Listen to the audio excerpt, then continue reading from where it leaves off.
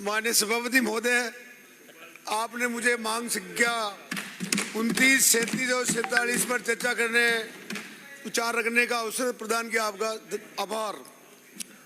आयुर्वेद अपना जीवन का मूल आधार है और आरोग्य के लिए आवश्यक भी है। रोग प्रतिरोधक क्षमता, जिसे हम इम्यूनिटी पावर के नाम से भी जानते हैं, इसे बढ़ाने में योग आयुर्वेद की अहम भूमिका है। कोरोना महामारी के बाद तो इस निर्वात सत्य को भी सभी स्वीकार किया है। मैं आभार व्यक्त करूंगा माननीय प्रधानमंत्री श्री नरेंद्र मोदी जी का, जिनकी पहल पर 21 जून को विश्व भर में योग दिवस मनाया जा रहा है। महर्षि पतंजलि द्वारा प्रदत्त योग को आज दुनिया में सम्मान मिला है। माननीय मोदी जी का बहुत बहुत आभार। आयुर्वेद के जनक भगवान धन्वंतरी जी थे, जो समुद्र मंथन से धन्वंतरी भगवान प्रकट हुए थे और उस धन्वंतरी 11 को आज 13 को हम धनतेरस का रूप में आज पूरा देश बनाता है। मान्यवर, इतनी प्राचीन एवं निरापद चिकित्सा पद्धति को आज संरक्षण विकास की दरकार है। विगत सरकारों ने आयुर्वेद चिकित्सक बनने के लिए संस्कृत के अध्यापन की अनिवार्यता को समाप्त कर दिया है।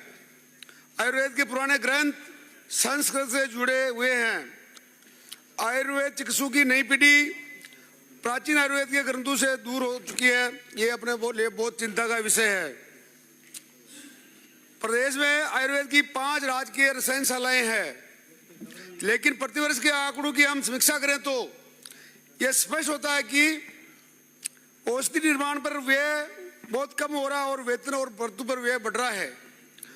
अपने यहाँ पे 2014-15, 2018-19 में 228.55 लाख रुपए कुछ व्यय हुआ।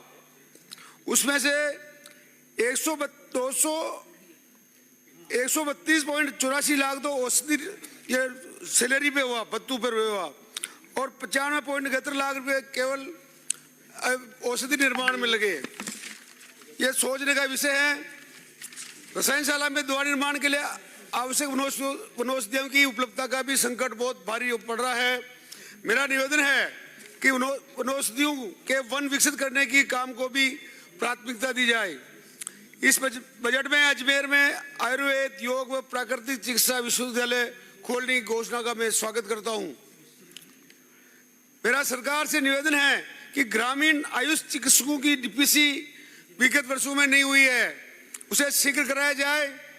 वर्ष 2022-23 के बजट में तारानगर चूरू में आयुर्वेद महाविद्यालय खोलने की घोषणा हुई थी, लेकिन यह घोषणा अभी क्रियान्वित नहीं हुई है। वहां शिक्षण सत्र प्रारंभ नहीं हुआ है।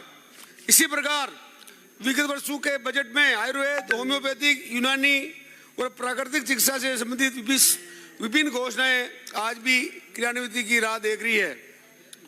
विगत सरकार ने वित्तीय प्रावधानों के घोषणाएं की थी।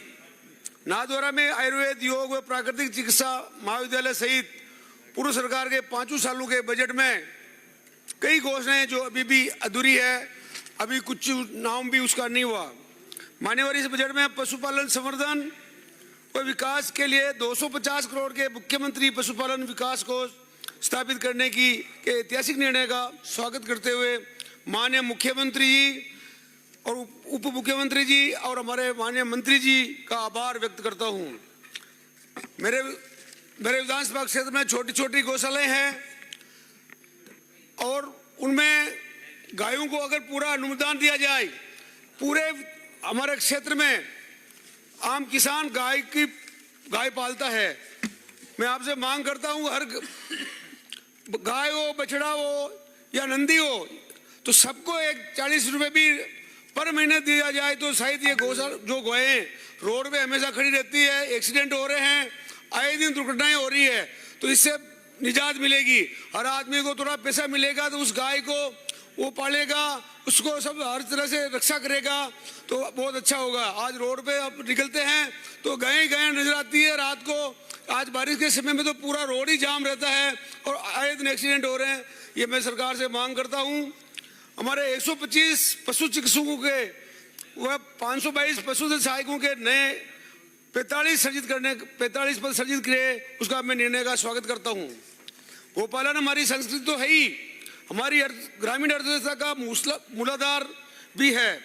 विगत सरकार ने पंचायत समिति स्तर पर नंदीशाला गौशाला खोलने की जो घोषणा की थी, एक भी जगह नदी गौशाला कोई नहीं खोली। मेरा निवेदन है कि छोटे खेतों में बेल आधारित कृषि को प्रोत्साहन दिया जाए और पंचकर्मों के चिकित्सकीय महत्व से जनता को अवगत कराने की योजना बने, जिससे गौ संरक्षण हो सकेगा। विगत सरकार ने स्टाम्प पर वसूले जाने वाले गौ संरक्षण अधिकार का समुचित वितरण भी गौशालों का नहीं किया।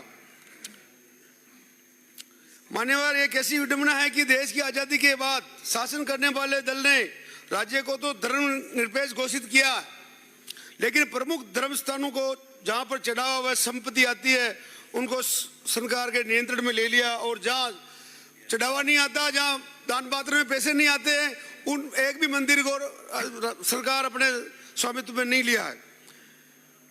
मेरा निवेदन है कि देवस्थानों को सरकारी नियंत्रण से मुक्त किया जाए। मेरे मांडलगढ़ विधानसभा में सिंगोली श्याम का बहुत बड़ा प्राचीन मंदिर है, जो देवस्थान के 30 साल से देवस्थान के अंतर्गत आता है। वहाँ पे विकास नाम का बिल्कुल कुछ नहीं हुआ, करोड़ों रुपए वहाँ से दान पेटी में निकाल के ले जाते हैं।